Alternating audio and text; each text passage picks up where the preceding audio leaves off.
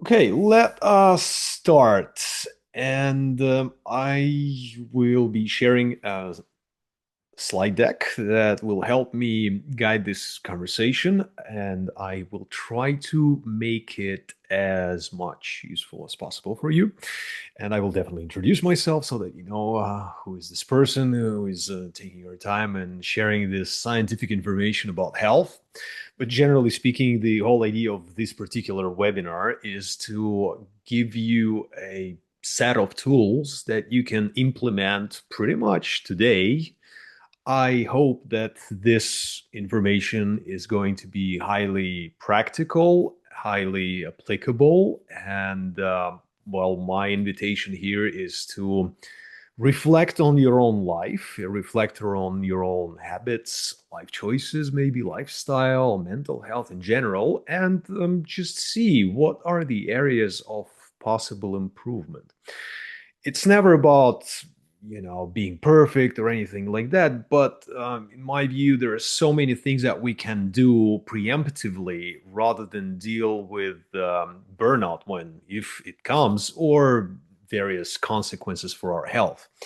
So the system and the framework that I will be sharing with you today is something that I developed, and it helped me a lot throughout my life, helped me change a lot. And yeah, well, now let me quickly introduce myself so that you know who is this person hosting this webinar. So my name is Vladislav Andreev, or Vlad, and I'm an executive coach. I'm an entrepreneur. I'm a co-owner of a strategic marketing agency. I've been working in the corporate world for roughly 16 years, and then for the last 5 years, I've been an entrepreneur. I'm also a public educator and the creator of the Sapiens framework and the Sapiens OS, as I call it, the operating system of their mind that we never got when we were born. But I'll talk about that in more details throughout this webinar. And yeah, I've hosted a lot of workshops and listened to, well, more than 900 hours of lectures on neuroscience and latest scientific evidence. I have, well, tons of diplomas, certifications, 3 coaching certifications. And one other interesting fact about me is that, among many, is that I have a rare autoimmune disease that is an inflammatory variation of arthritis. It's called ankylosing spondylitis. And the reason I mention this in this particular context is that, well, it's just generally challenging to live with an autoimmune disease. But then again, when I got diagnosed 18 years ago, doctors told me that I will be taking immunosuppressants for the rest of my life just to, manage my symptoms, and that's it. But 2.5 years ago, I went off any immunosuppressants completely. I went into a deep remission, and to this day, I do not consume any pharmaceutical drugs. And even though throughout my life and throughout my career, I've been dealing with burnout a couple of times, not once, but twice, I managed to build a system that now supports me in my daily life and just generally supports me in this deep remission. And this is the system that I will be sharing with you today. One thing to remember and to understand is that the knowledge that I will be providing is not created by me. I didn't like, develop it per se. I basically structured the latest scientific evidence that exists out there and put it in the framework. And if you want to check for yourself whether this or that particular element is, really important for health, you can do it for yourself. You can open latest World Health Organization mental health guidelines that were issued a year ago, or you can dig deeper into it yourself and just start building your own maps and understanding of how our brain, how our body works, etc. But in this webinar, it's basically a distillation of that knowledge with a very practical tool. And I don't know what's your profession like. I was told that you're entrepreneurs, but if it is so, if it's not, let me know in the chat so that I can try and adapt the content of my speech here so that it becomes more relevant for you. Right. So, what to expect today is the framework that is, well, representing a system on how to run this machinery that's been million years old. And of course, it is critical to understand how our biology works and how it affects our daily decisions, how things that we eat, how we move, how we manage stress, how we connect with other human beings, it's all affecting us and our level of performance, our level of energy, capacity to be, just productive or enjoy life or, well, be full of, I don't know, happiness or just be present with the close ones, the family or friends. I will give you practical tips and tools that will help you not just improve the quality of your health, but technically speaking, if you were to implement them all, you will literally extend your health span. And this is a concept that's relatively new to the modern world, but I'll talk about it in brief moments. And of course, I will be inviting you to reflect about your own state of mental health and understand, like, what are the things that you can improve right now. So, let's get grounded. And there's a small exercise that you can do, and I will talk about it later in more details. But there's a very efficient, scientifically proven method to switch your system from high alert, as in parasympathetic, sympathetic state, as in fight or flight, to parasympathetic state, rest and digest, and that is called a physiological sigh. So, my invitation to you here is to put off your mobile phones, turn off all the distractions, and concentrate on the content. There's going to be a lot of information, and it may even feel a bit overwhelming at times because there's a lot, and I'll try to pack it and make it more precise and concise. But yeah, nevertheless, it's a challenge. So, the physiological sigh works as follows. You take a big inhale until your lungs are full. And then when they're full, you make another additional inhale. And then you slowly, gradually release and breathe out all the air from your lungs. Slowly, slowly, slowly. And then you take another deep breath in. Then a second one on top. And then slowly releasing all the tension and breathing out all that oxygen from your lungs. And you are more balanced and grounded. If you repeat it 3 times, you are golden. So whenever you feel stressed, overwhelmed, whenever things that are happening in your life are just taking too much of your attention, you can't deal with it, it's just like too much. This is a trick. It works like magic, and it's extremely efficient. So let's talk about problems. One of the biggest problems nowadays is actually, well, insomnia. And insomnia is caused by many different aspects. One of them is, well, of course, screen use. So there's this tendency for people to, just numb out or, spend time scrolling that feed on social media. In US, there's been a research recently, and they've evaluated the amount of the feed that people consume on a daily basis in social media, and it equates to 700 foot, which is pretty much one Statue of Liberty. So, if a person goes through consumption of content in the late hours, of course, such person is not contributing to like a quality sleep. And this, as you will know soon, is the foundation of not just mental health, but resilience, the capacity to be, in full energy and just, yeah, vitality. Also, generally speaking, there is this thing about sleep is that there's, well, correlation and causation pretty much is that the lack of sleep or improper sleep leads to all sorts of issues with mental health. And usually, people who deal with mental health issues, they, of course, have usually either fragmented sleep or they don't sleep enough, or it's not good quality. I will share more details about that, but one thing that is critical to understand is that if anyone ever wants to change anything about the quality of their health, be it just physical health, mental health, whatever, You start with sleep. This is by far the most important aspect. And if you ever go to the doctor and doctor does not ask you about the quality of your sleep, well, my invitation would be to change that doctor because, well, apparently they're not that aware of human biology.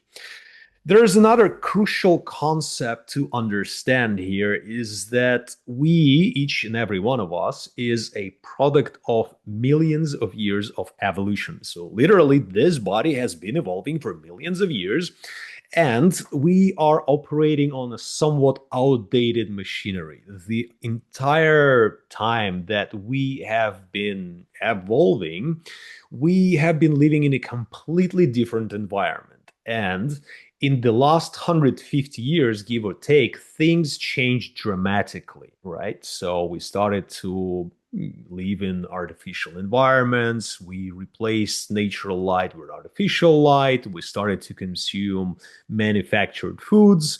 We introduced technology and other things like screens that, well, and of course, social media that completely disrupted the way we used to operate. So, if I were to give you this metaphor, think of this body as a hardware, okay? And the software that is running that hardware was created in a very different world. And the world that we live in right now is actually not aligned with that outdated ancient software. So, what we need to recognize here is that the vast majority of mental health issues are actually caused by this gap between what we are supposed to be and what are we actually doing. And I will talk about it in more details, but if you think about mental health, physical health, whatever, or just, high level of performance, energy, etc., if you understand evolutionary biology, then you understand what do you need to be doing for yourself to actually control your life rather than be, controlled by corporations that hire the best talents and they know how to do that. And of course, every company that produces ultra processed foods, they know how to trick your receptors into consuming more. Every streaming service knows how to train algorithms. They hire best scientists. They know how to trick you into consuming more content.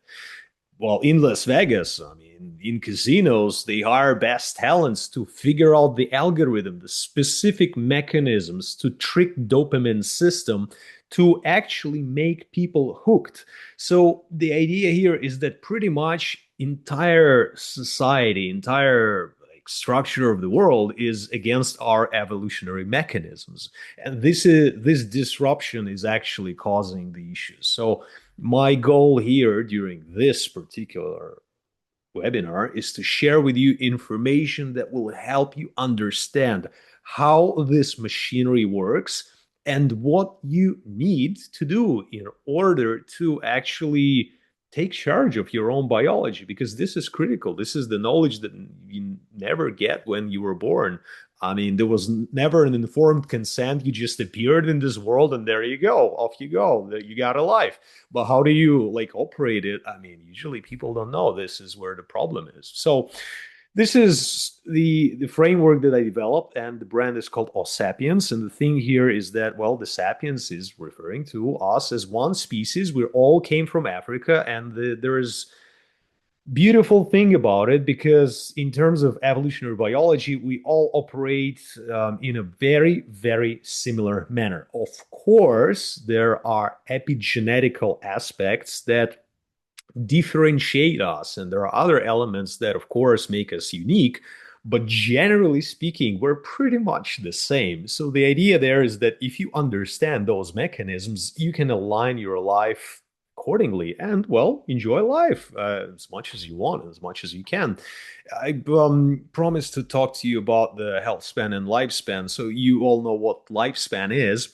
It's, well, the amount of years that we get to live on this planet. And then there is the concept of health span, which was originally developed roughly in 60s, but only recently got traction. So the idea is that health span is the amount of years during which you will remain, high vitality, you will be mobile, you will be able to communicate with your friends, relatives, family, whomever, and just enjoy life and not suffer from like chronic diseases that are limiting you in any way. So, generally speaking, on a planet, the gap between health span and lifespan is 9.6 years.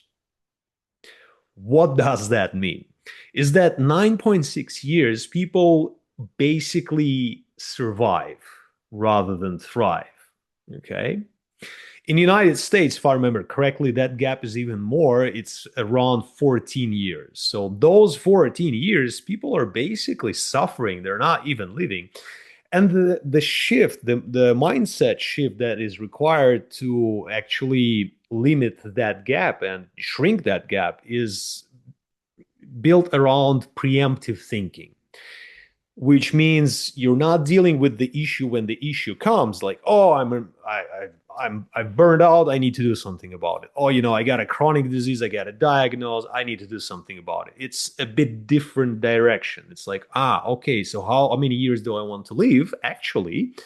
Or what should be what I want to be the quality of the later years in my life, like to be like. So when you answer those questions, you start to think, okay, maybe there is something I need to be doing right now. And there's one other important thing to remember is that there is no magic bullet, no magic pill, no silver bullet. It just does not exist. People chase various types of biohacking things, tools like peptides and such, but they forget that longevity actually boils down to very basic aspects. And those aspects are structured in this framework, which I built around the 10 pillars of mental health. So the first five, they come in the order of a priority. And the second five, well, you can argue, but generally speaking, this is the system. And the idea here is that it's not just one single element. You can address sleep, for instance, but then if you're not addressing your nutrition, yeah, your body is going to go through a difficult time.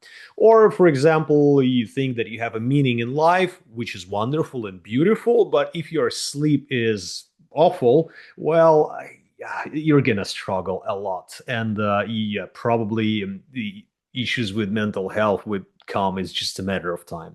Same goes for light and darkness, which is circadian rhythm disruption. It also affects it all. So the knowledge that I've acquired and gathered and structured is now basically can be delivered in a pre-recorded content in micro learning courses such as Sapiens OS 101, Core and Deep, and I build another course on how to create habits. So I'll walk you through each step, each pillar, and give you practical tools. But I want this to be, more practical than it can possibly be. So if you follow this QR code on the right, you will be able to download the document on the left. And this document will give you an idea to start thinking about each and every pillar for yourself. And the evaluation is quite straightforward, scale from 1 to 10, and I will give you moments of self-reflection after I share with you information about each pillar so that you can understand for yourself, like whether or not your sleep is 10 out of 10, or maybe it's 1 out of 10, or for example, your relationship with rest is 1 or 3 or 4 out of 10, and maybe this is the area where you probably want to be focused on. So I hope you've downloaded this file and you can use it during this speech. And if not, please tell me and I'll go back to that. If yeah, well, hopefully yes. And let's go to the first one. So I will allocate roughly 3 to 4 minutes for each pillar so that it's not too overwhelming, and we'll leave some time for Q&A. But again, the invitation here would be to evaluate your own situation, understand what are the things that you can improve. So when it comes to sleep, there's this beautiful acronym QQRT, which was developed by Matthew Walker, who wrote a beautiful book, Why We Sleep. Highly recommend to read to anyone. So I'll briefly walk you through each of the words, letters of the acronym. So, quantity, basically, each and every human being needs between 7 to 9 hours of sleep every night. There's 1% of the population that can actually get away with 6 hours of sleep. But of course, that has to be like good quality sleep. And all those people who are sleeping, well, less than 7 hours, they are basically destroying their body. And if you sleep, for example, like 5 hours or 6 hours, and then you decide to drive a car, it is pretty much similar to you driving a car being drunk. Same goes for you going to an executive meeting, sleep deprived, or making decisions sleep deprived. That affects the judgment. Hence, it's important to stick to, well, that amount of hours every single night. Moreover, when it comes to sleep, there's this critical thing about understanding your own rhythm and going to sleep and waking up at the same time, even on weekends, because if you shift that and you sleep in, you are working on creating a social jet lag for yourself because your body doesn't know when to secrete melatonin, when to secrete cortisol. They're like, oh, okay, so what time is it? So I got it. Cornelius raising hand. Cornelius, can I ask you to write a question in the chat, please? Because I have a lot of information, and I'm afraid if I start to answer questions right away, I'll get completely derailed, and we won't get to the end because there are 10 pillars, and you may want to hear them all out. Uh, Oh, error. Okay, fine. So quality. Of course, it's not sufficient to just have between 7 to 9 hours of sleep. It has to be a good quality sleep, and good quality sleep can be measured with different types of applications. So, for example, I use an app called Sleep Cycle, and for me, it gives an information about the quality of my sleep. I have the regularity. I have what is it? Sleep quality. It's like 4 years of data, basically. And you can evaluate that by yourself with an app. But there are factors that contribute negatively to the quality of your sleep, and those are alcohol, cannabis, and caffeine. Caffeine should be avoided for 10 hours prior to sleep. Alcohol, well, yeah, I'll talk about it more in the nutrition section, but nevertheless, it destroys architecture of sleep. Same does cannabis, in spite of the claims that cannabis improves quality of sleep. Actually, from scientific perspective, it is not correct. Same goes for alcohol. It basically puts people to sleep, but it does not allow the brain go through phases like REM sleep or deep sleep, so it messes up the architecture completely. Regularity, I already mentioned. This is about going to sleep and waking up at the same time, so you want to find your own rhythm and stick to it. Make sure that you're following it most of the nights. Of course, deviations are okay, but the general thinking is that it should not be more than 30 minutes, either like before or after, meaning don't go to sleep later than 30 minutes after your regular time. And when you travel to other time zones, the idea there is that you stick to the same hours. Don't try to catch up on sleep. If you have not slept enough, what you can do a non-sleep deep rest protocol. You can Google it up, you can find it on Spotify, YouTube, you can send a message to me. If you can't find it, I'll send you the link. And timing. So the timing here is, of course, should be aligned with your own biology, meaning there are, what's it called, larks and owls. Basically, we have our own rhythms, right? So some people feel more energized in the evening, some people prefer the morning time, and that also is affecting how you sleep, how you recover. So you ideally want to understand your own biological rhythms and adjust your life accordingly. Because if you don't do that, well, your biology is going to suffer. And the thing about mental health and physical health is that our biology has, well, it's all intertwined, right? And it has direct impact on how we feel ourselves on a daily basis. So if you think that, oh, I have low energy because I haven't slept enough, that's one thing. But if the entire system is disrupted, well, that's going to be a major issue. It's just a matter of time. So my invitation here is to take a pause, 5, 10 seconds, and evaluate the relationship with your sleep on a scale from 1 to 10. You can put it in the chat, or you can just write it down for yourself.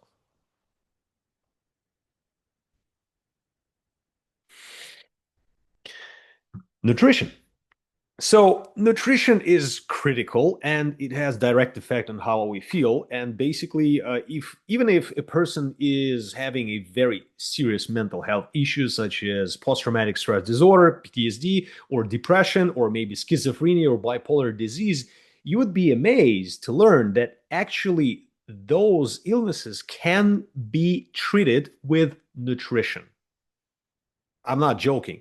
I recently read a scientific publication of a scientist that I know that developed a brain diet for people with ADHD. It's an 80-page long document which is outlining the entire structure of what you should and shouldn't be eating in order to maintain, good quality of life and just manage ADHD. This is crazy if you ask me, but that's science at the same time.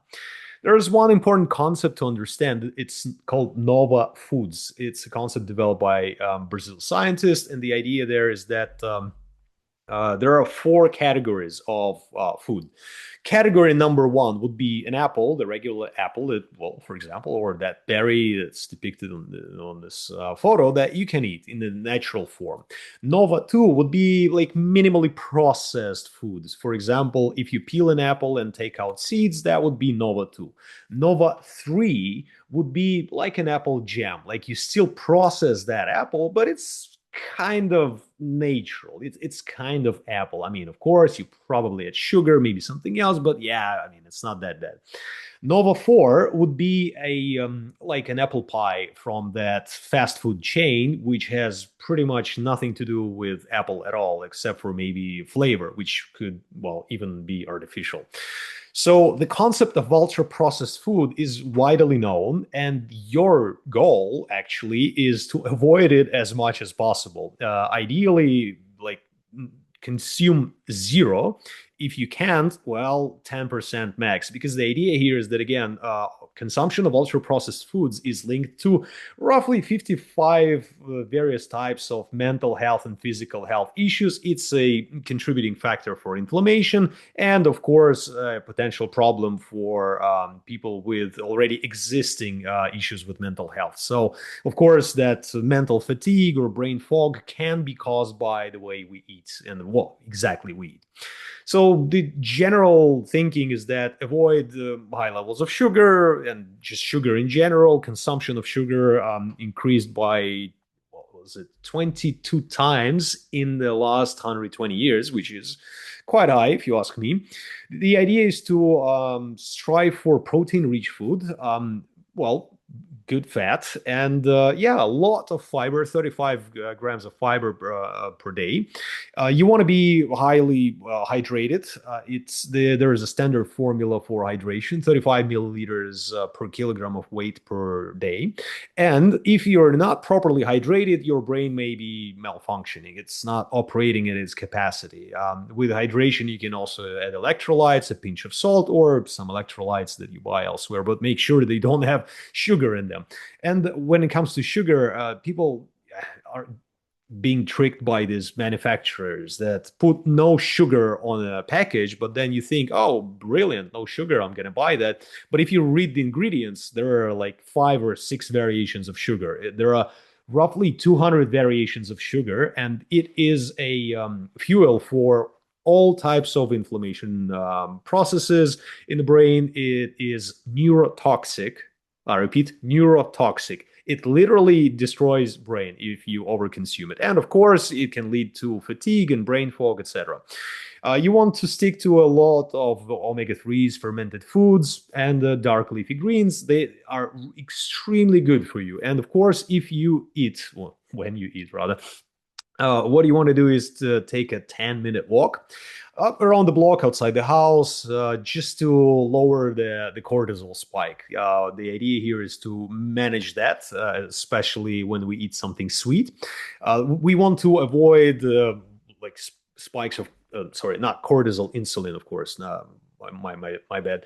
But the idea there is that you want to manage them and you want to blunt them, because if they happen quite too often, it then may lead to insulin resistance, which can potentially lead to diabetes and other sorts of issue with health. So it's a really good idea to actually not sit after a meal, but yeah, walk around and do a bit of kind of light exercise. It's the idea here is not to be out of breath, but yeah, just regular walk. I wanted to say about alcohol. So yeah, according to World Health Organization, there is no safe dose of alcohol. Yeah, unfortunately, that is sad truth. So yeah, do whatever you want with this information. That legendary myth about wine being good for us, for our heart, and because of the polyphenols, unfortunately, scientifically, is not verified and has zero confirmation. So the amount of polyphenols that are contained in red wine is just so small that you would need to drink a lot of wine to get any benefit from polyphenols. But if you do that, yeah, your liver would suffer significantly. So unfortunately, alcohol is not good for us.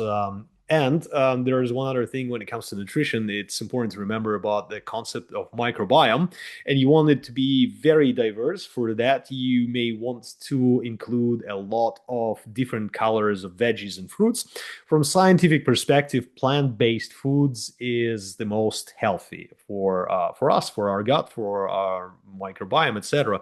And our gut has a direct connection with our brain. There's a so-called gut brain axis. So, literally, what we eat influences how we feel. And of course, if you are planning to consume something sugary or sweet or whatever, make sure to first consume protein or and fiber and then carbohydrates. So, I invite you here to evaluate your relationship with nutrition on a scale from 1 to 10, where 10 is my nutrition is perfect. I am not eating ultra processed foods, hydrated, etc. 1 is yeah, I eat whatever, whenever. Oh yeah, and one other thing about nutrition is that I told you before that that framework is a system, so you want to treat it in exact this manner, meaning that what you eat, when you eat, how you eat has a direct impact on how you sleep. So you may want to stick to pretty much same windows with when you eat, like I don't know, breakfast or lunch or dinner. There's another emerging line of scientific evidence that is oriented towards women.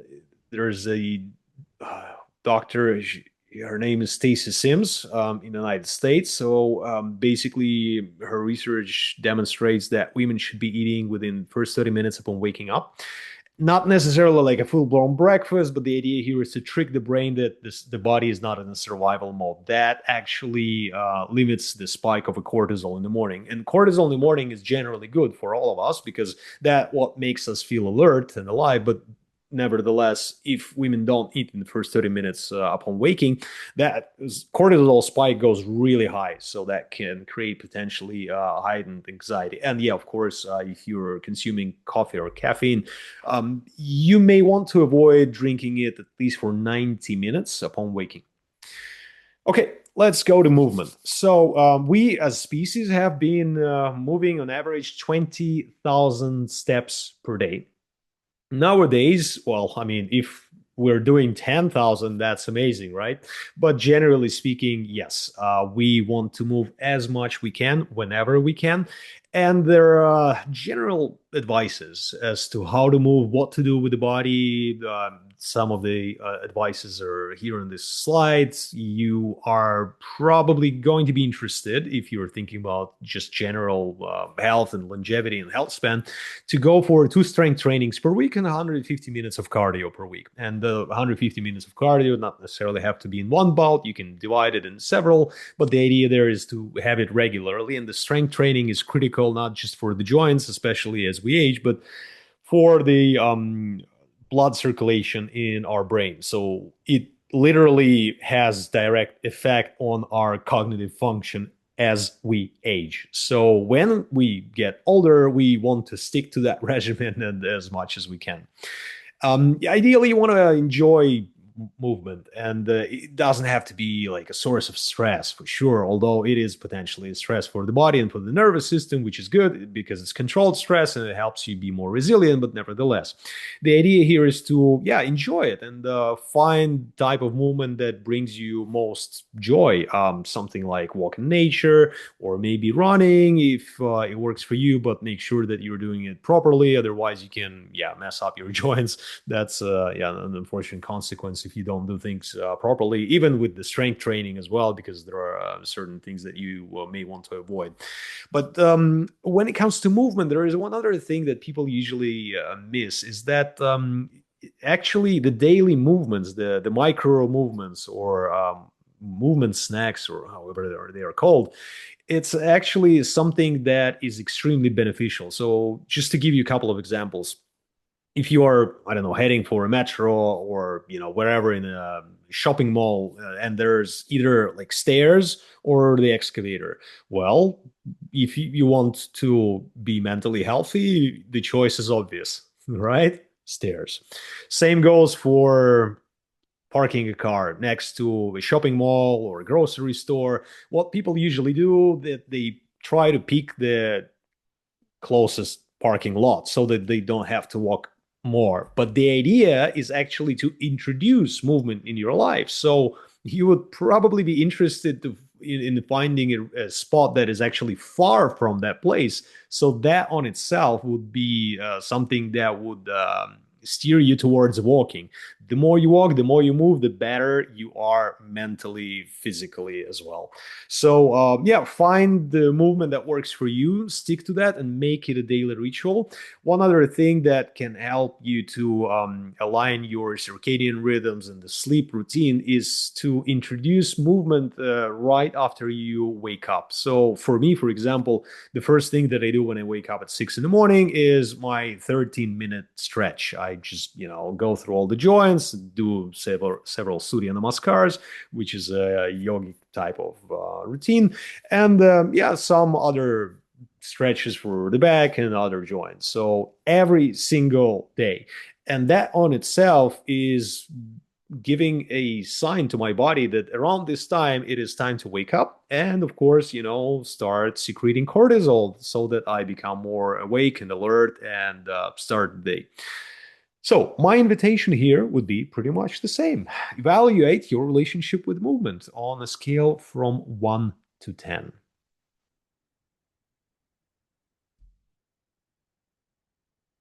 Hmm. And of course, the way you move affects the quality of your sleep, it affects how you eat, etc., etc.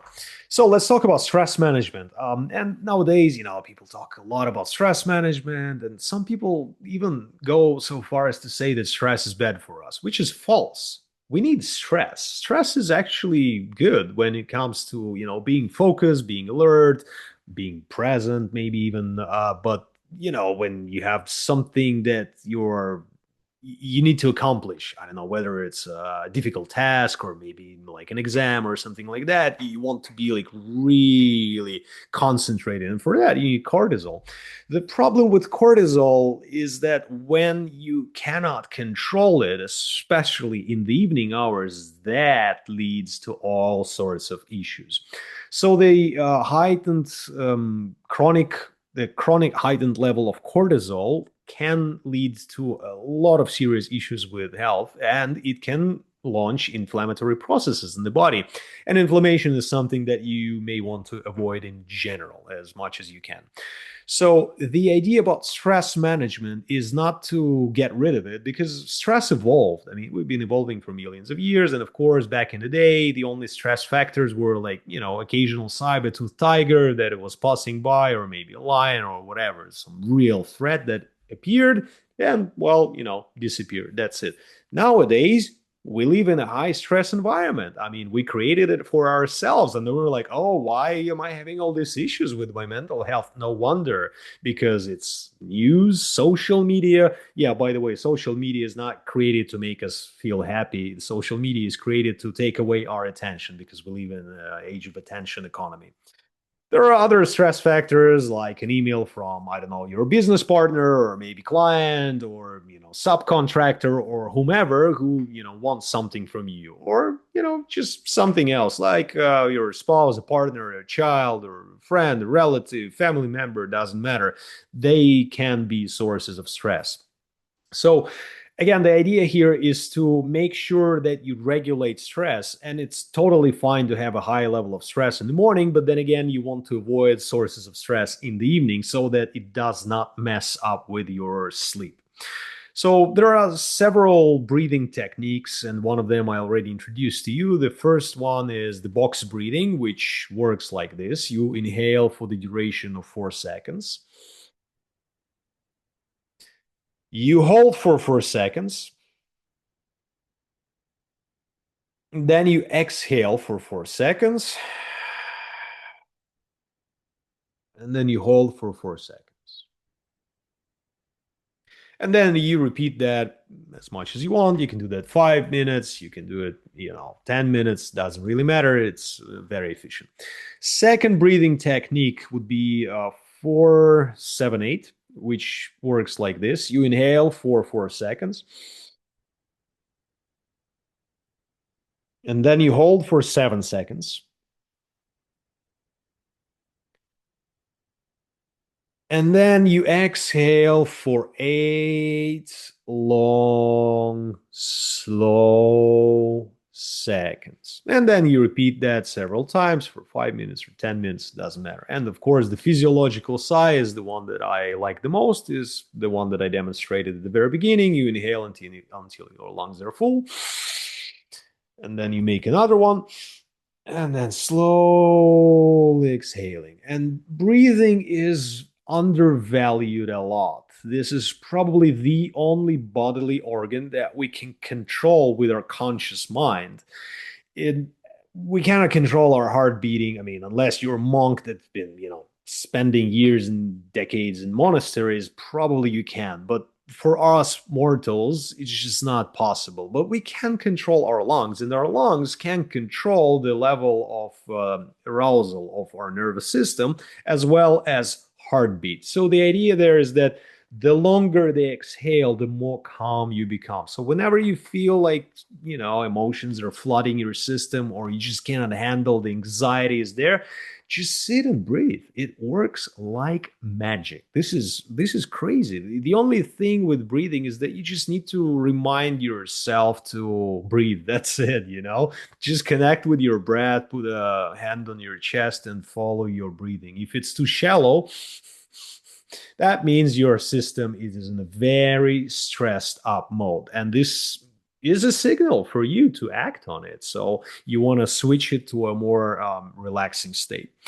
Of course, it would be a great idea in the evening to build a ritual that would calm your nervous system, something like, reading a book. And yeah, I'll talk about lights later on, but listen to a podcast, maybe a webinar, maybe, just walk in nature. But yeah, ideally, you want to put away all the gadgets, devices, social media, news, etc., so that your system knows that this is the time for actual relaxation and restoration. So, stress is not going to go anywhere, but we can learn how to deal with it. And of course, if you don't deal with it, it would affect your sleep. If you don't eat properly, it actually affects the level of your stress. And if you don't move enough, yes, your stress level would be high. That's, as I said, it's a system. So evaluate your relationship with stress on a scale from 1 to 10.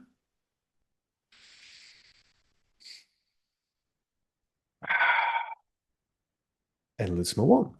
The next one is social connection. So yeah, we've been living in tribes, right? So yeah, in small tribes now we live all by ourselves, completely isolated in our mobile phones and avoiding people.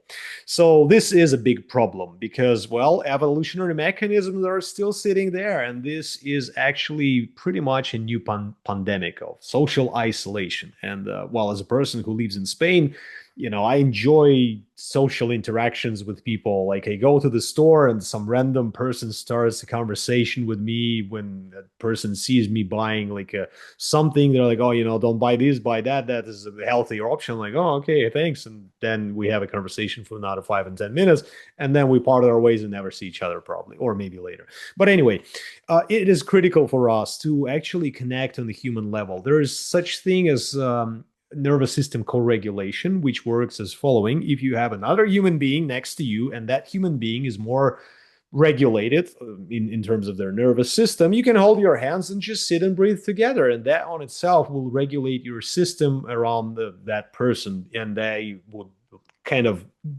equate to each other in a sense. I mean, the weaker system realigns according to a stronger nervous system. So that method of co-regulation is highly efficient. And of course, usually it's not that appropriate to just, hold hands with strangers. But yeah, maybe with your spouse, family member, it's completely normal, or maybe with a friend. But of course, that's not the point here. There are other things that can help us build connections. And the idea here is to invest consciously and in a very thoughtful way in human relationships. Have a conversation with your friend, ideally in person, because again, remember that technology completely disrupted the way our machinery works. And yeah, I mean, you can hear a voice, which is one thing, or send a voice message, which is nice, or have a phone conversation or whatever. But yeah, with the video calls, it's still slightly different because our brain is processing information in different manners. So our goal is to have meaningful connections with human beings in 3D world. So take time to find that. Make it a practice to, have a coffee with a friend of yours on a regular basis, maybe with your loved ones, maybe just, have a conversation. And then be there. That's actually another important thing to remember is that when we are with another human being, the idea there is that you probably want to put your phone not just on the table facing down, you want to put it out of sight so that your brain doesn't register it as a potential distraction, because it would be running processes in the back like, oh, did I get that message? Oh, maybe there's a notification. Oh, maybe there's an email. So just don't put it even close to you and concentrate all your awareness on a human being that you are connecting with.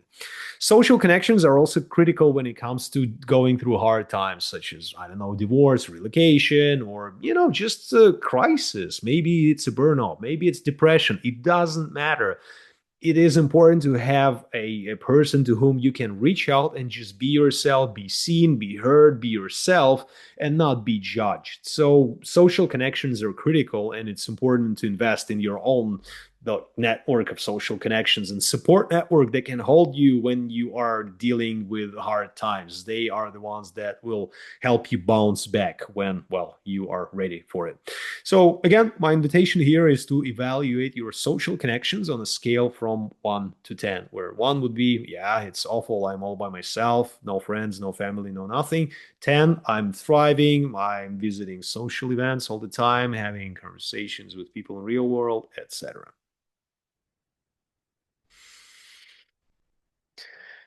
Okay, so let's move on. Light and dark. This is a beautiful, beautiful pillar, and this one that is probably well, under discussed. But luckily, to podcasts like Huberman Lab, it's getting traction.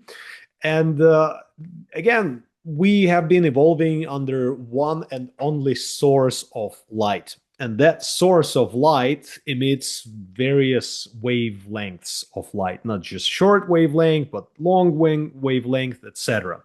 And of course, it regulates our biology. So in our body, in our brain, literally there is a structure that is registering the entrance of the photons through the retina, and then it regulates our circadian rhythm. So what is a circadian rhythm? It's, well, internal clock, basically. It's circa day, around the day, which means that it is roughly 24 hours. And I bet you had this in your life at least once. So maybe you had a flight, or maybe some important meeting, or maybe you needed to catch a train or an important appointment. It doesn't matter. You put your alarm clock to an earlier than your usual wake up time. And then what you notice is that you wake up 5 minutes before the alarm clock and you're like, how did that happen? This is circadian rhythm. It knows what time it is right now, and it keeps track of time. But what we want to do is to regulate that circadian rhythm. So, general rule of thumb is upon waking, the first 8 hours of sleep, you want as much bright light as possible. Just like within the first half hour upon waking up, ideally get outside and get 5 to 10 minutes of light in your eyes. Even if it's cloudy day, it doesn't matter. Just like stand there and let the photons get in your system. And eyes are actually outside extension of our brain. So through eyes, well, we get all the energy, and we regulate the circadian rhythm. And in the morning, morning light and the sunrise light actually launches secretion of cortisol. It makes us more alert, and then we are full of energy. In the evening, the sunset light is acting as a signal to a pathway that then launches melatonin production, which means that our body starts to slowly prepare for sleep. And of course, historically, we have been living under the sun. But nowadays, unfortunately, we live in an artificial environment. And in this environment, our circadian rhythm is completely disrupted, especially in the office spaces and in the evening hours. Wherever you go, there's bright light, the short wavelength light that is actually blocking secretion of melatonin and, well, messing up with our sleep. So ideally, in the evening hours, you want to avoid bright artificial light, and in your home environment, just don't turn on the upper light. When you go to sleep, well, before you go to sleep for a couple of hours, avoid upper light. But then, sometimes people, go to the toilet in the middle of the night, and it's totally normal and fine. By the way, that can be regulated with water consumption, but that's just a mild tip. I mean, if you just steer the entire water consumption to the first part of the day and then just don't drink after 5 p.m., well, that's why that would lead to you not going to the toilet in the middle of the night and waking yourself up. But anyway, if you do that, don't turn on the lights, because if you do that, just 5 seconds is enough to already mess up with your melatonin production. Because for the brain, remember, it's like, oh, okay, I guess it's daytime. Now we're awake. And then you cannot fall asleep. That's one of the reasons. Blue light is also blocking secretion of melatonin. That's why Netflix in the evening is not a good idea, as well as any other type of a streaming service. If you want to be like really, hardcore about it, what you can do is you can buy a blue light blockers such as this. And, well, if you need to, enjoy whatever you need to be enjoying. But they are quite good when it comes to blocking artificial light. I mean, the blue light. But of course, it's not just the red lens. You have to make sure that they are blocking like specific wavelengths so that it does not affect the circadian rhythm. Right, and of course, when it comes to circadian rhythm and light and dark, it's all interconnected with movement, with nutrition, with sleep, and if well, I mean, we're exposed to bright light, well, yes, it affects our sleep. Same in the morning, you want as much light as possible, but I already said that. So, evaluate your relationship with light and dark on a scale from 1 to 10. Mhm. And now let's move to another pillar, which is a sense of agency. And I love this one in particular, is that because, yeah, to me, this is more about responsibility for your own life. Many times people complain about circumstances. People say, oh, these subcontractors, oh, this partners, or, these people, oh, these neighbors, it's whatever. Or this, society or friends, it doesn't matter. But the idea there is that who was the one who chose them, huh? Mhm. Yeah, I mean, of course, you can argue and say that, oh, I didn't choose my parents. Yeah, that you didn't, but you can choose your attitude or relationships or, whatever it is. So, sense of agency is more of course, psychological construct rather than just purely biological, but the framework is around mental health, first of all. So, the idea is to understand what is your relationship with your own sense of agency and whether or not you feel yourself like a victim of circumstances, or maybe you are in charge of your life, because when you have a sense of agency, you live a more fulfilled life. You feel like you are the one that making the decisions. And of course, if or when any consequences follow, it is easier for you to accept them because those were driven by your decisions and not someone else's, rather than just sit there and complain about, the unfairness of this world, or the fact that the world is not fair to you or whatever. So agency in the context of mental health is also about recognizing that all the pillars that I've already talked to you about are your responsibility, right? So if you want to be healthy, if you actually want to avoid burnout, if you actually want to have a high level of energy throughout not just day, but weeks and months and years, this is your responsibility. It's not responsibility of any doctor. They're not going to make you this way unless you start building a system, a framework that works for you on a daily basis. And this is where the magic happens. I remember myself, like many years ago, I had this period when I had weeks and I had a really high level of energy. I've been extremely productive.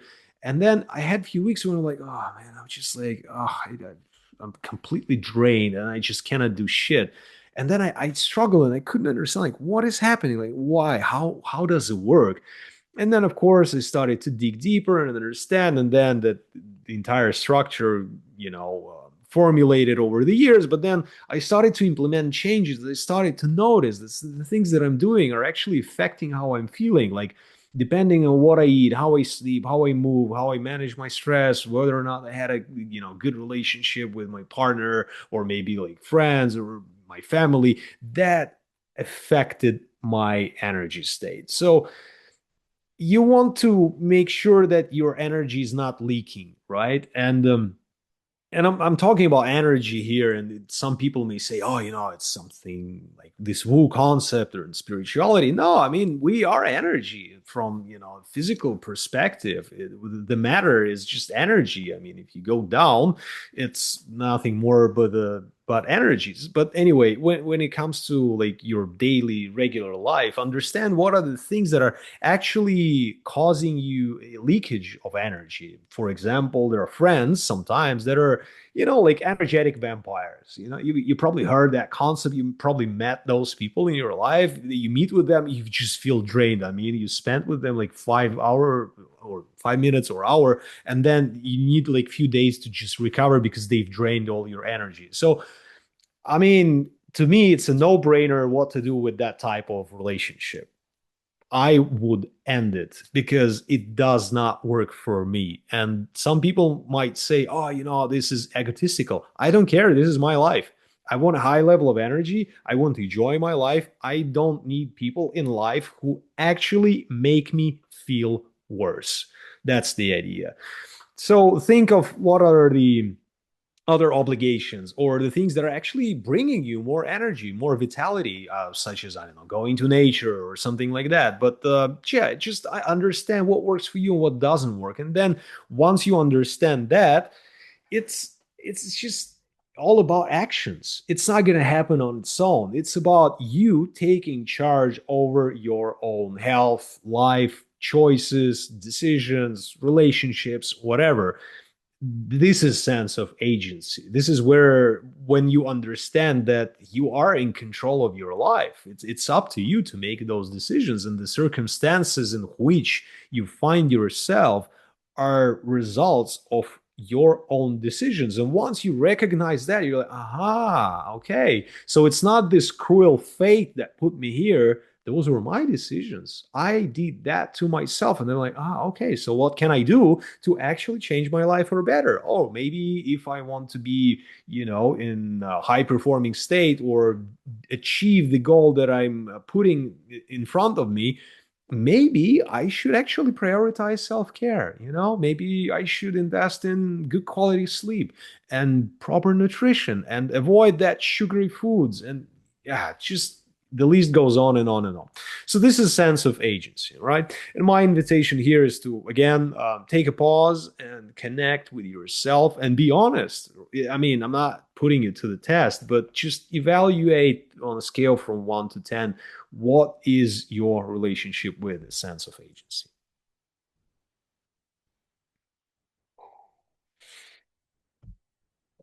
Meaning or purpose.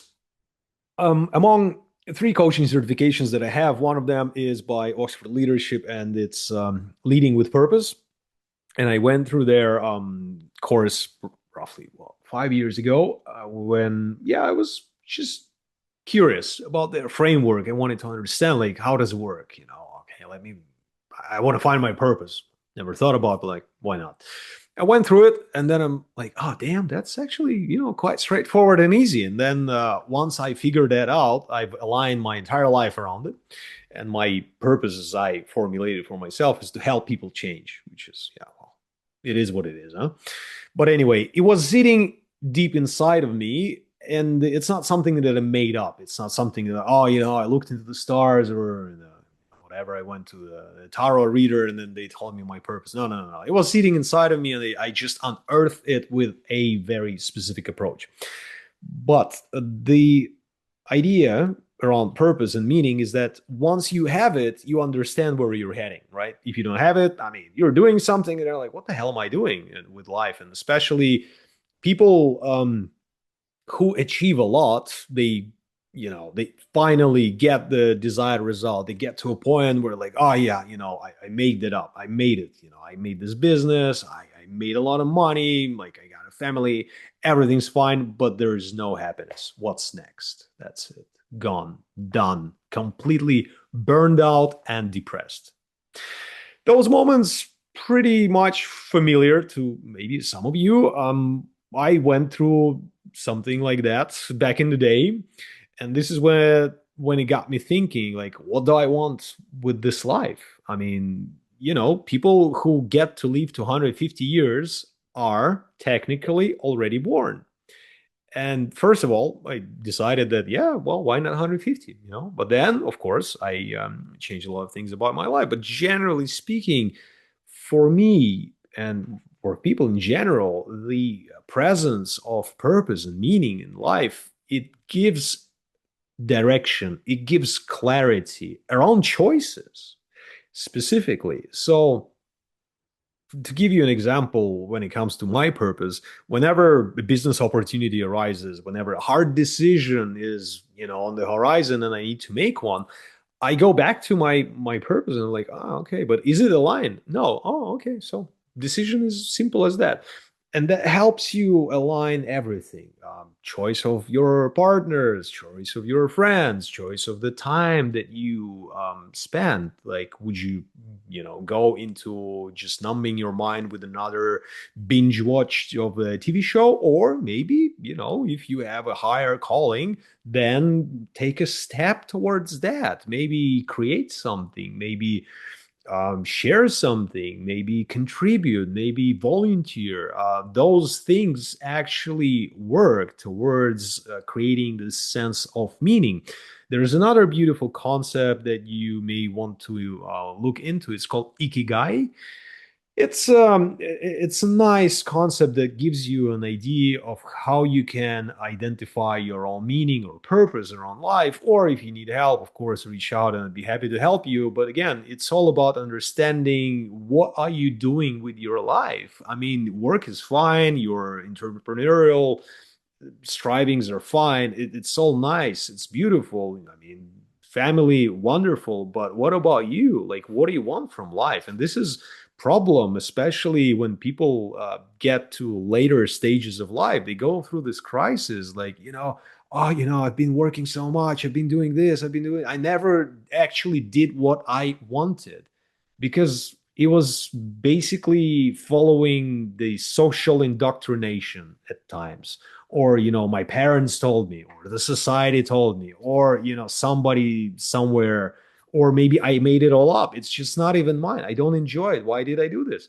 And then people go into really deep existential crisis. So if you have a meaning, if you have purpose, you don't have a crisis. You're okay. You know where you're heading, and you know that any setback, any problem, any, difficulty in life, it's just nothing, because you know that this is your true north and this is just another step in that direction. Even though it may be painful, even though it may be hard and difficult, but hey, that's life. It's not all ponies and unicorns. It can be tough, of course, at times. So having purpose can help people go through, concentration camps like Viktor Frankl. And of course, I mean, yeah, there are so many cases of when people were driven by purpose and achieved higher like calling or results or whatever. But find it for yourself. There are so many interesting and beautiful exercises that can help you do that. But yeah, let's evaluate your relationship with purpose on a scale from 1 to 10, whether or not you have it or not. If not, it's fine. It's never late. And let's move to the next one, rest. This is a beautiful one, and sleep is not rest. Although, yeah, of course, it is critical and important, and yes, it does help us recover. But then rest is something more deep. It's something that we are lacking in daily life, especially high performers like myself. I mean, I struggle sometimes with rest. I mean, I I'm a really productive person, but then at times I'm like, oh shit, I need to rest, and then I'm like, oh, how do I rest? Okay, let's figure that shit out. And then of course, I know there are things that are working for me, such as, well, for example, non-sleep depressed is pretty much almost a daily thing that I do. It's a walk in nature, nature bathings. It's just ridiculously good for our health. And if you're planning a trip to nature, ideally aim for at least 3 days. This is the minimum for the nervous system to actually reset. It's more about like being in nature rather than just going to a hotel. I mean, I'm talking about camping and going in the wilderness, so to speak. But generally speaking, yeah, it could be reading a book, it could be listening to a podcast, it could be actually just doing nothing, just sit there for 10 minutes. Can you like imagine nowadays a person sitting and doing nothing? Zero. No social media, no news, no reading, no listening, nothing. Just 10 minutes. Huh? Crazy, right? But that is rest, actually. It's non-structured way of a nervous system reset.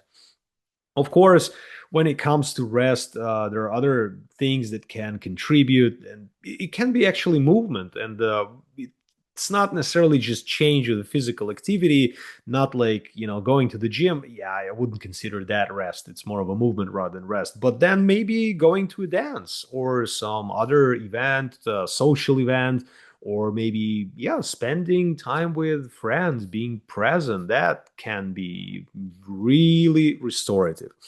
Breathing techniques are incredibly helpful. They help us to restore, and those can be micro rests. You have this 1 hour call with your partners, and it's a difficult conversation, and then it ended, and then you got another call. Put a 5 to 7 minute slot in your calendar, put it at a block, and just sit, look at the sky, and do nothing. Just put a timer, and wherever your mind goes, just let it go there. Don't force it. Don't think about it. Don't just observe your thoughts. Sometimes meditation could be rest as well. I meditate daily, 20 minutes at least. That's part of my morning routine. But yeah, again, generally speaking, rest helps us restore that energy level. imagine your body as like a big battery, right? So depending on what you do, you're depleting the resources, depending on what you eat, how you sleep, etc. And if you don't rest, you're just gonna be depleted. It's just a matter of time when that kicks in. And if you miss the signals of the body, that's where the troubles kick in. So rest is of course critical and important. And when it comes to going on a vacation, yeah, well, ideally don't take your laptop, don't take your work related stuff. I mean, I'm an entrepreneur. I know how hard it may be, but at the same time, I'm a person who leaves with zero notifications on my phone. I don't have any. They turned off completely. But of course, I have times when I check my phone and catch up on the messages. But again, I don't want to be stressed all the time. I want to make sure that I have the time to actually recover. And yeah, just lie on a couch and maybe read a book. That's really beautiful. Maybe listen to a podcast, or maybe listen to music, a nice album or a track that you like, or journal actually is also a good activity for resting and unloading all that, the cognitive amount of information, the cognitive load that is just sitting there and waiting to be processed. So yeah, that could be also part of your rest routine. But ideally, you want to find something that works specifically for you, and you want to evaluate whether or not that is actually working. So let's evaluate your relationship with rest on a scale from 1 to 10.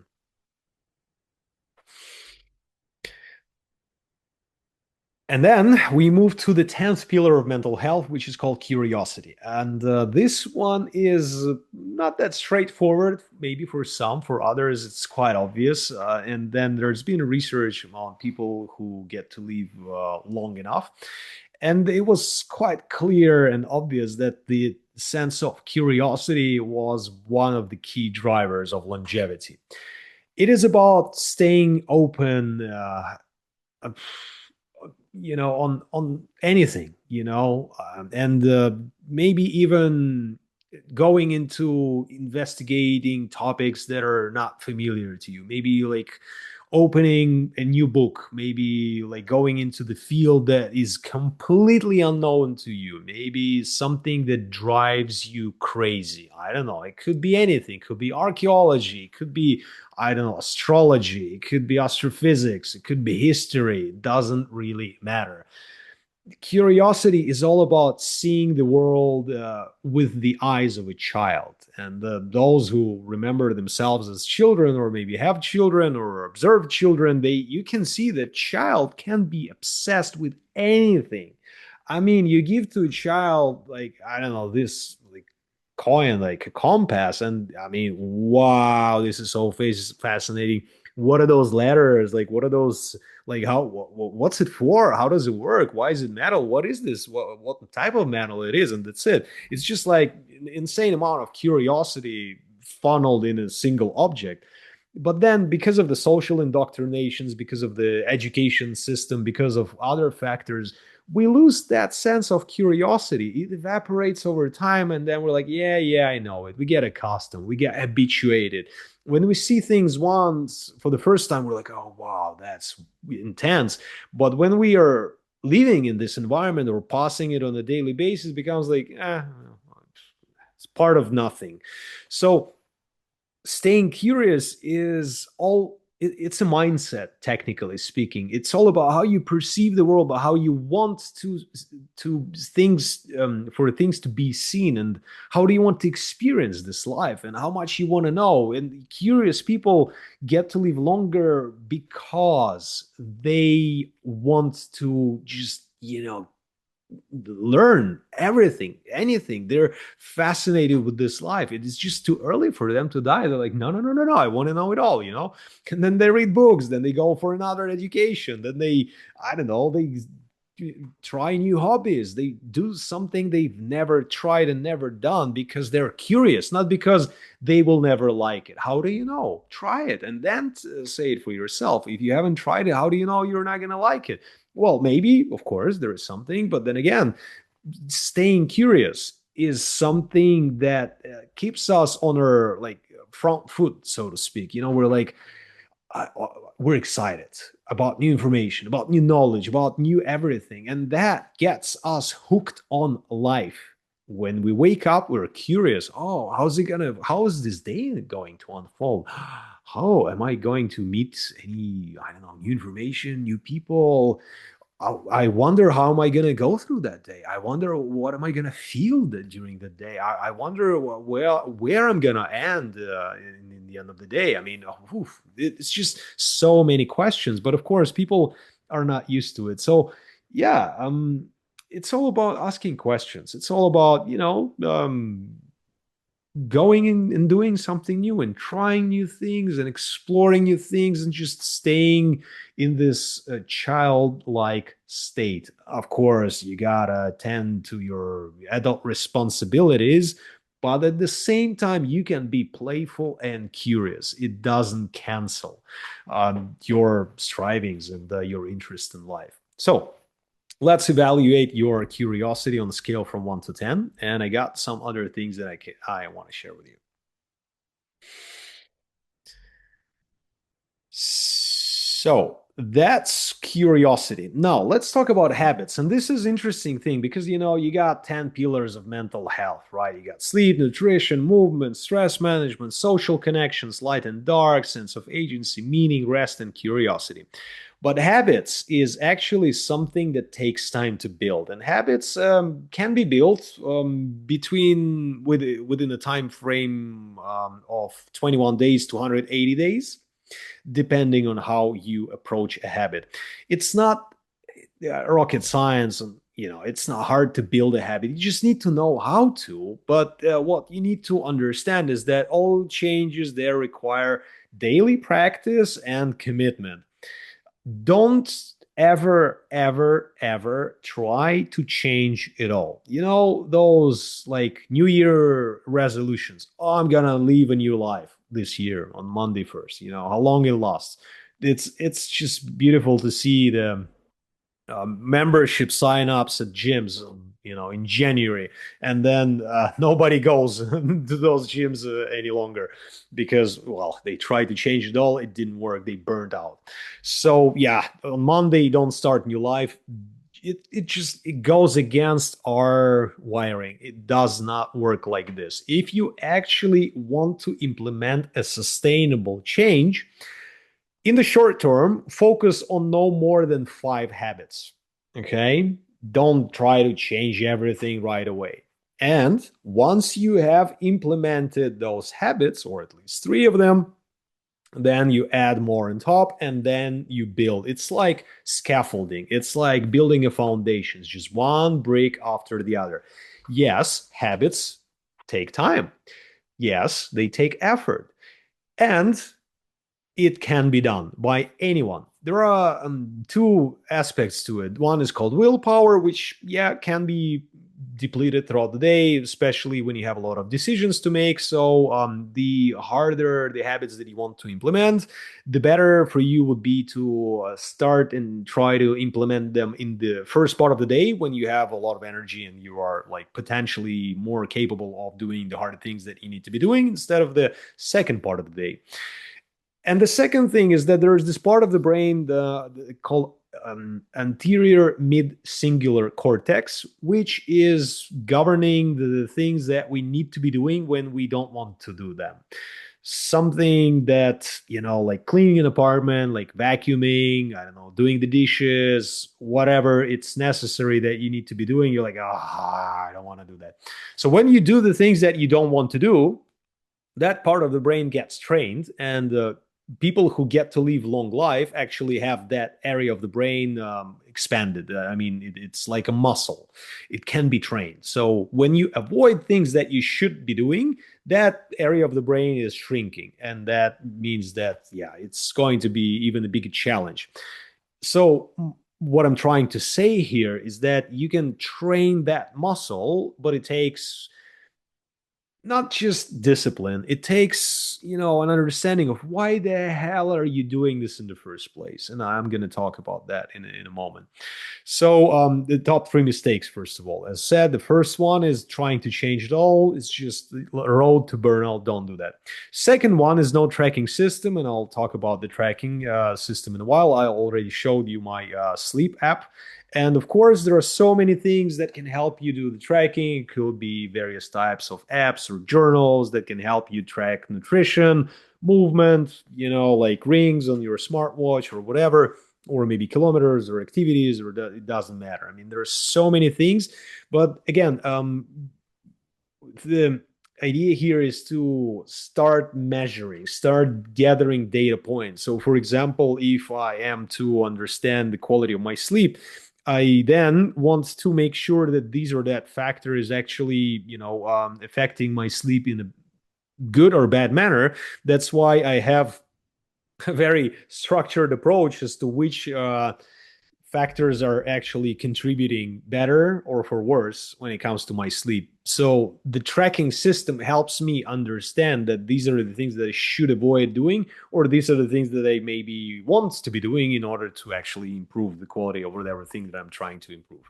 And finally, ignoring the triggers in the environment. So this is this is a funny thing.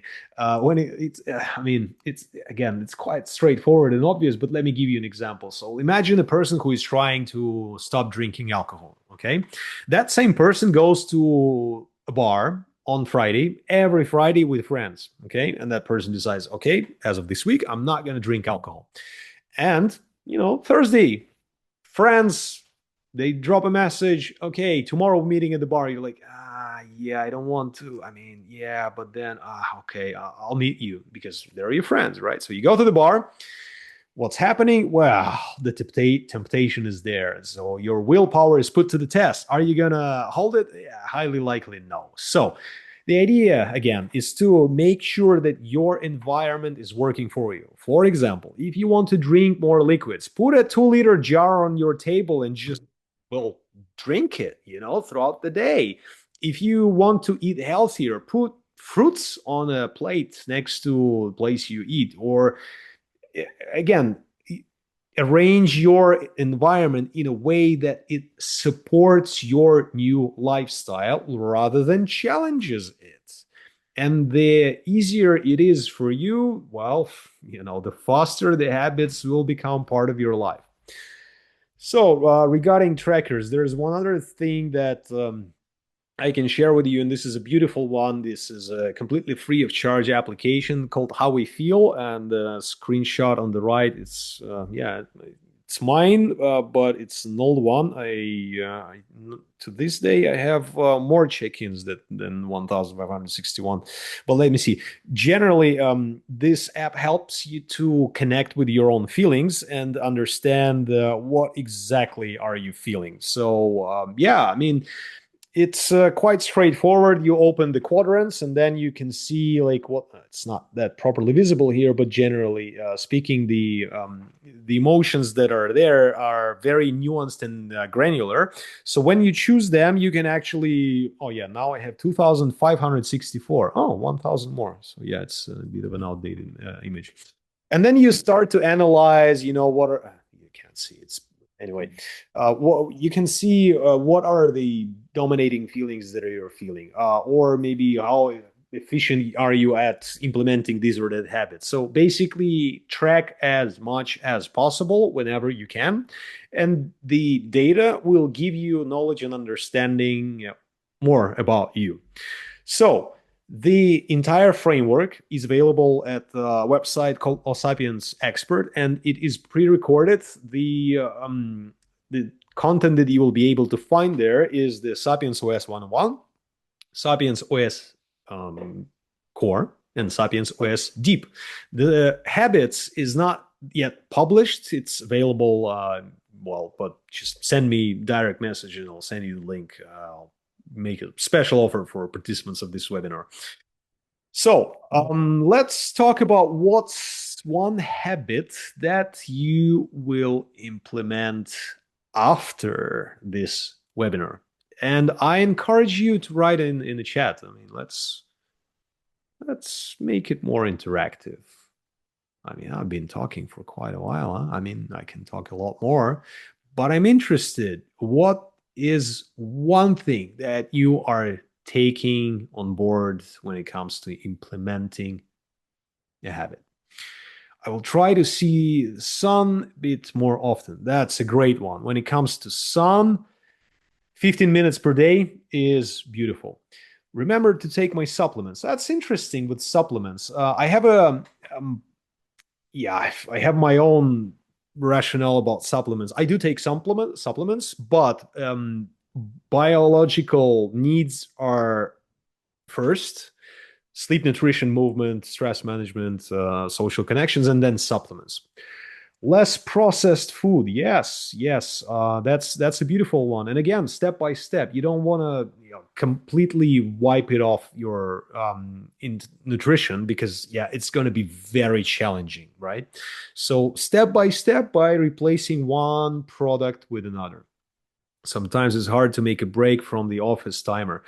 Yes, it is. And then again, there are many things that you can do about that, such as implementing maybe like a reminder or like a block in your calendar or a timer that would signal for you something that would help you just, yeah, get out of to the sun and get those 15 minutes of sunlight per day of exposure.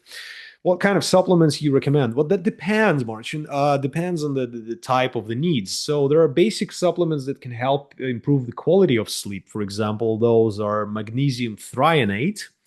Ashwagandha is really good at lowering levels of stress. Then apigenin, which is in chamomile. L-theanine, that's a pretty good stack on itself. And when it comes to other supplements, one other that is really beneficial is omega 3s, especially for people with autoimmune disease, people like me. 3 grams of EPA DHA per day is really scientifically proven to lower and actually extinguish inflammation. And of course, there are other supplements such as vitamin D, but then you don't want to implement them right away. You want to be like a scientist here and try and implement one and track whether or not it's actually efficient for you. For example, some people may feel a bit of stomach sensitivity when they consume ashwagandha, or some people may feel a bit more sensitive to other supplements. So yeah, you want to experiment, you want to be like very cautious and not like implement it all right away.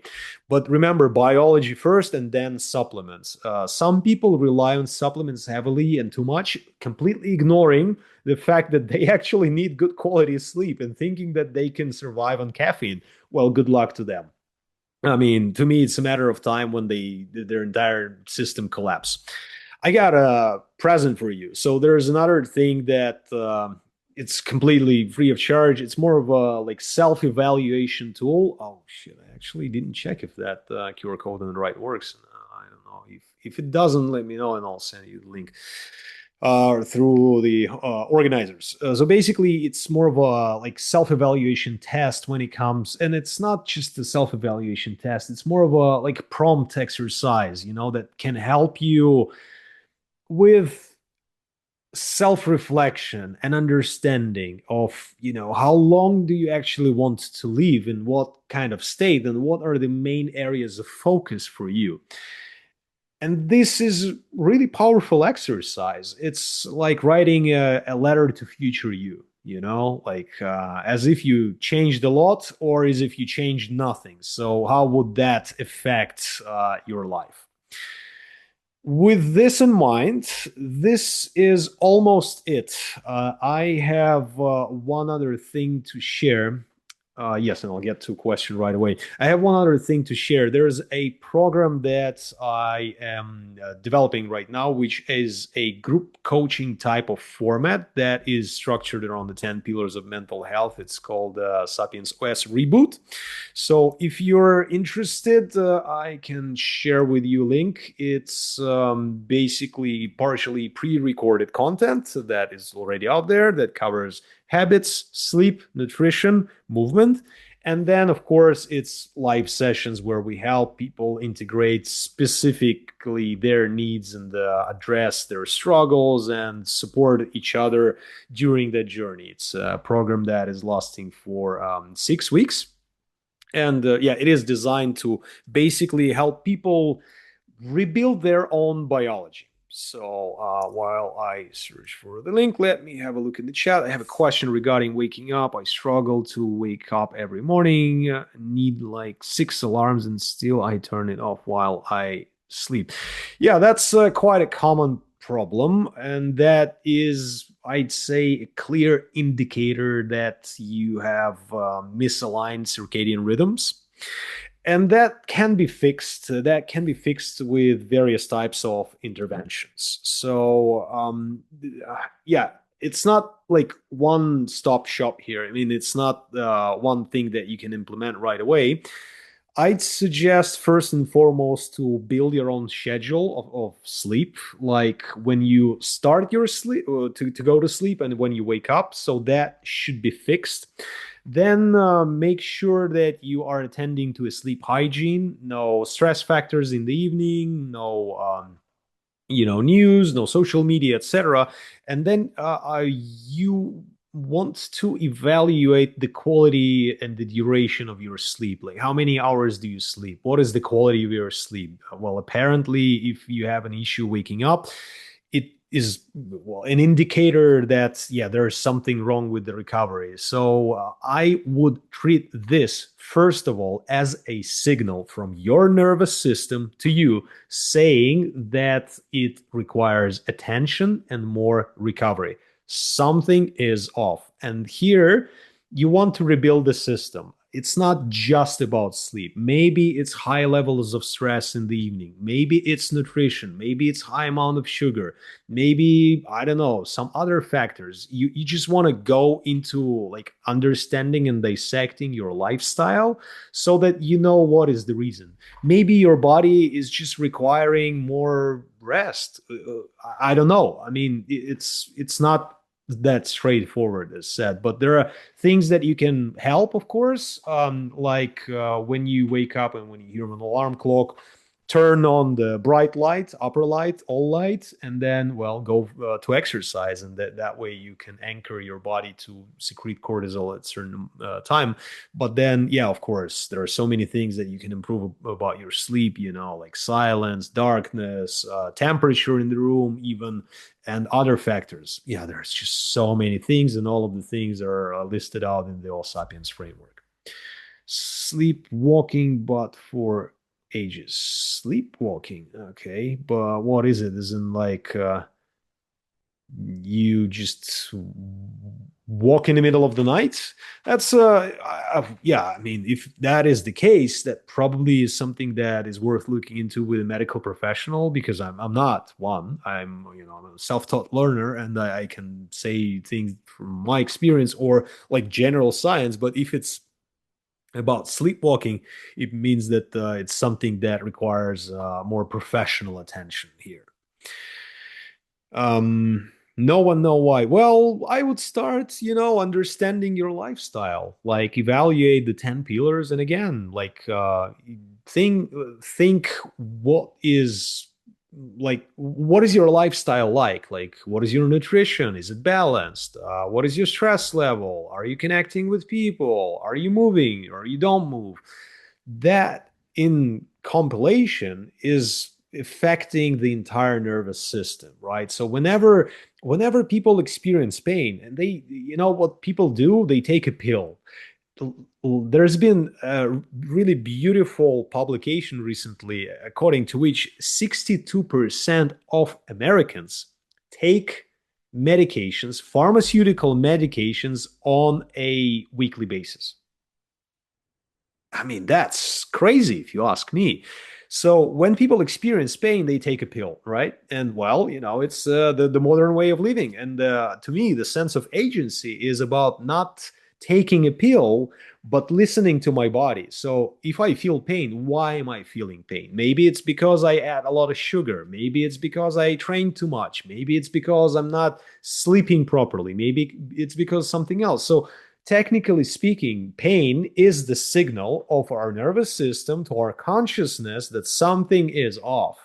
And then what we do, we numb the pain. We're like, no, no, no, no, no, we don't need pain. Let's take a pill. And then we forget about the side effects of those pills, right?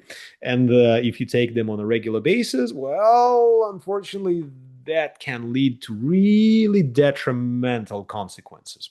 So, instead of numbing the pain, listen to it. Ask yourself, where is it coming from? Was it trying to show you? And then you start to unwind it slowly, piece by piece, layer by layer. And once you identify the source, you can finally treat it, because the entire modern system is about treating symptoms. They're not even trying to solve the issue. Like, I've been walking in the doctor's offices for well, almost more than a decade, huh? And every single time, every single rheumatologist told me, you know what? What you can do, take immunosuppressants, take painkillers, and non-steroid anti-inflammatory drugs. That's it for the rest of your life. I'm like, no, I don't want to do that. I started learning, I started searching for information, I started gathering information, I started implementing it all in my daily life. Here I am in the deepest remission in my entire life without any pharmaceuticals, no inflammation whatsoever. And they told me that it's not possible. Yeah, but they didn't address the issue. The issue was inflammation. How do you beat inflammation? Quite easy. Sleep, nutrition, movement, stress management, social connections. Even physical touch, it's analgesic. It's like opioid, literally. So it can alleviate pain and, of course, inflammation. So the framework that I built is not just, for high performers like myself to be, this full of energy, vitality, and just, be enjoying like this life. It's also about being healthy as hell. And then when the time comes, and then you reach age of 70 or 80, and your friends and relatives are like, oh, I'm hardly walking. You're like, yeah, I don't know why, but I can walk a lot. And I'm more than happy to do that daily. But that requires thinking proactively. That requires taking agency over your own health, over your own life choices, decisions on a daily basis. You cannot buy or hack your way into good sleep. It's just not going to fly. I mean, we are operating a machinery that's being forged for millions of years, and we think that we're smarter than this. No, evolution is really smart. So instead of ignoring it, instead of like going against it, embrace it, recognize it for what it is, understand its weaknesses, understand the neural pathways, understand how your body works, understand it all, and then say to the society, you know what? I'm not going to do that because this is actually not aligned with my biology. That's it. Like me going and deciding to live in Spain. People here, they go to dinner at 9 in the evening. I'm like, no, I go to sleep at 9:30. Well, I recently decided to move to 10 p.m., but nevertheless, my last meal is at 4:30, and I practice intermittent fasting. And I don't eat in the evening because I know that it affects my sleep, because I know that all the things that I'm doing throughout the day are going to affect the way I feel in weeks, months, years, and decades to come. And this is something that people miss. They're like, I want to live my life here and now. Okay, wonderful. What are you going to do when you get to 70? Huh? It's going to be a bit too late to change things, but hey, it's your life, your call. So if you ask me, the decision is obvious.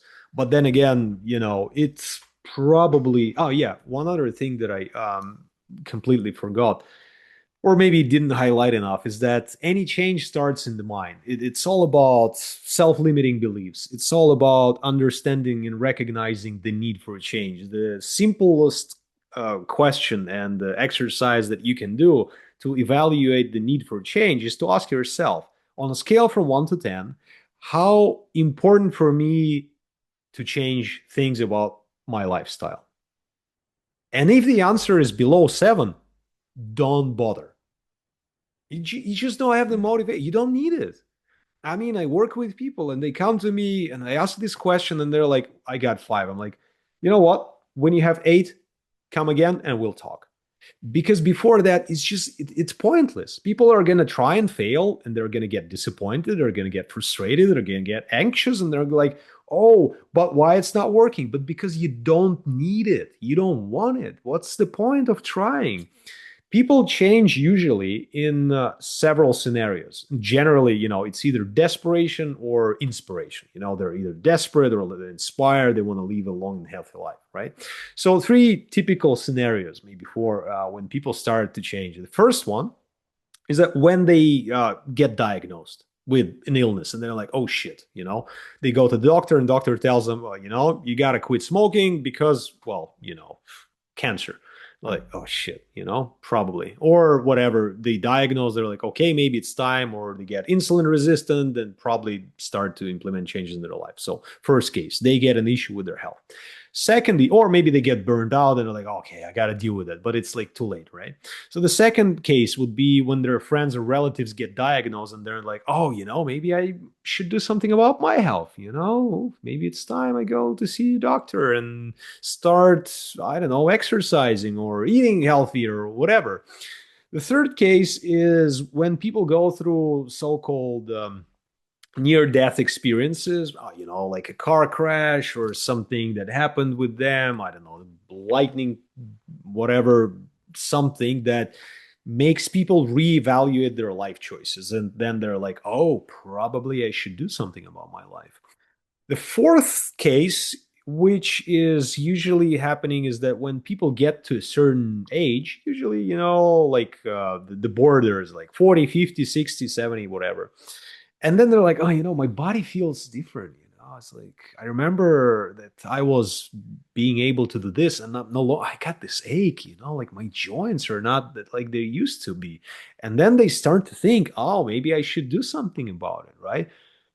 It is very rarely the case that the person has zero issues, and then all of a sudden there are like I gotta change something about my life to lead a healthier lifestyle.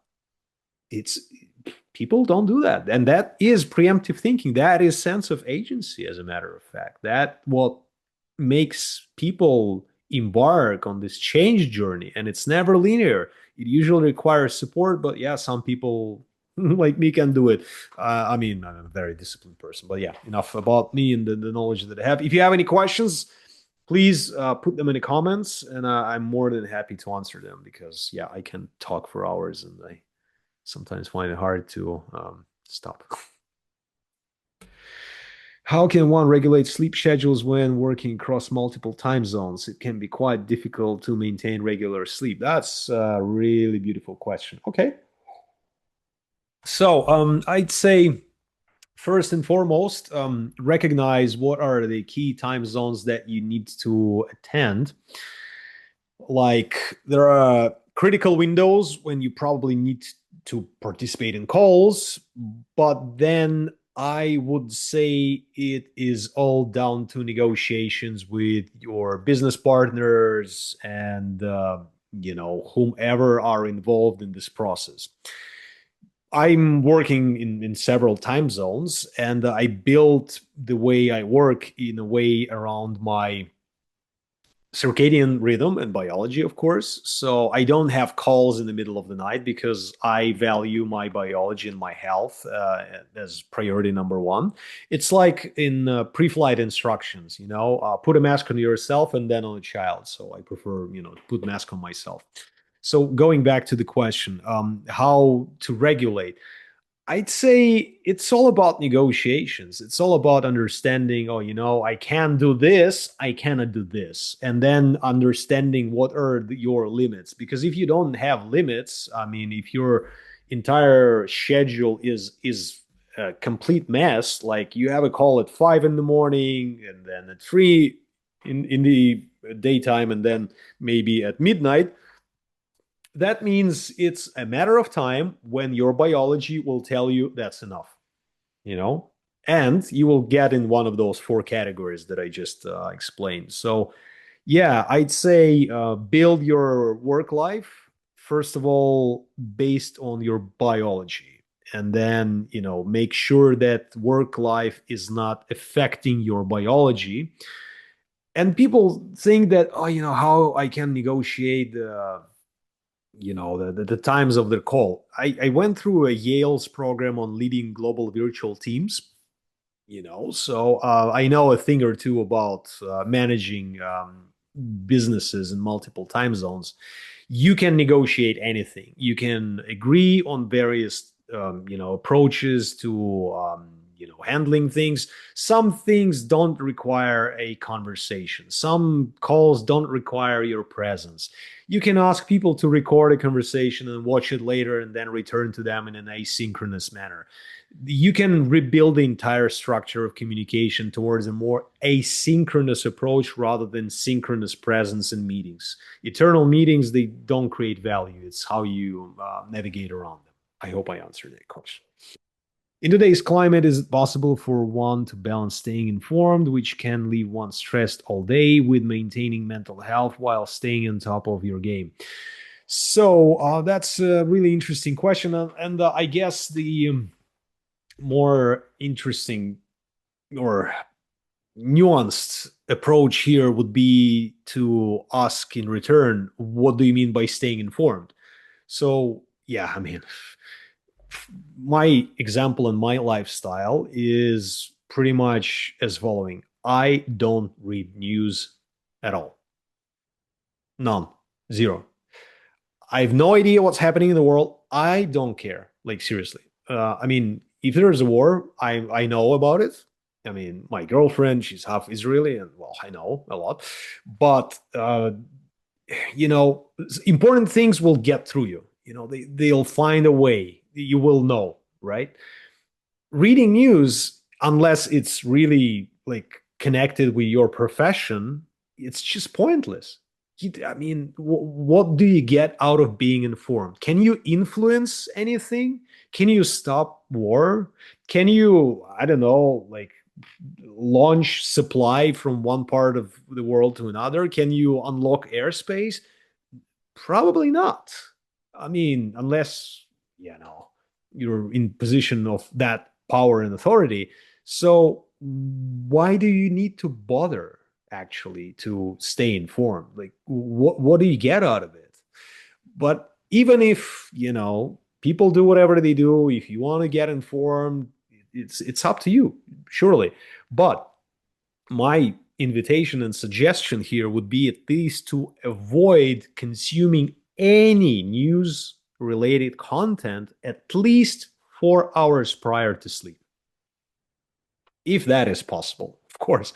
If it's not possible, well, I mean, you will face consequences for your health. It's just inevitable. It's biology. Again, news is a stress factor. It's like a cyber tooth tiger back in the day. I mean, millions of years ago, right? But then, back in the day, it was just one cyber tooth tiger. Now, each news section or news like article, it's a stress factor on its own. And if your nervous system is dysregulated, well, yes, it's going to be hard. So I guess the balance here would be to control your content consumption, minimize it to maximum possible degree, maybe like a short window of 30 minutes per day of reading news feed, I don't know, during morning hours or day hours, but not in the evening for sure, because it's going to mess up with your sleep. And then, yeah, just finding a way to cope with that and process it, like breathe deeper, like extending your exhale, for example, or yeah, just making sure that the fact that you're reading news is not causing you stress that you cannot deal with. As in, people get informed about something that is happening out there, and then, they go into spirals. I mean, oh, this is horrible. Oh, this is crazy. Oh, why this is happening? And it's just like it's going in circles and circles.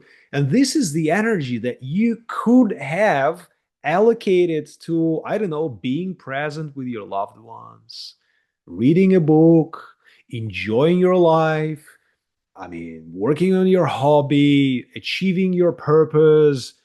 I don't know. I mean, it's just to name a few, right? But instead, people go in circles, trapped with anxiety of being unable to change things and ruminating internally about the things they cannot control.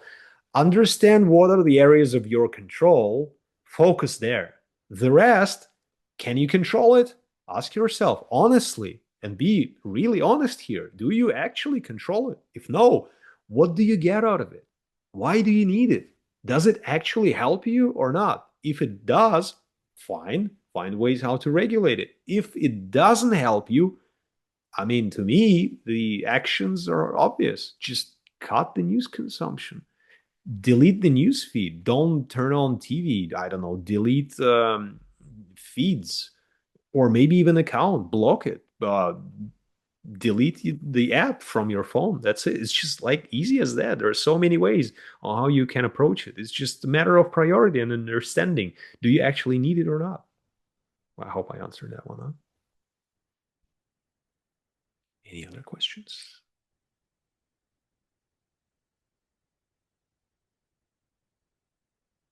Yeah, and I want to, if there are any questions, please write them in the chat. And I want to thank you for your time, for, allocating this time and attention and presence to just dedicate it to yourself, to your own health, to your own needs, to your own biology. Remember that all the issues we have with our health, whether it's physical or mental, they first of all come from biology. And that disruption that is caused by the modern world, modern society, and modern technology. As long as you recognize the roots of the evolutionary biology and the mechanisms and the framework and the manual, the Sapiens OS framework, gives you clear understanding on how to manage it all. You can actually go into remission with an autoimmune disease. You can go in and regulate any sorts of issues with your mental health or physical health with those behavioral interventions. You don't need actually drugs unless, they're prescribed to you by your doctor.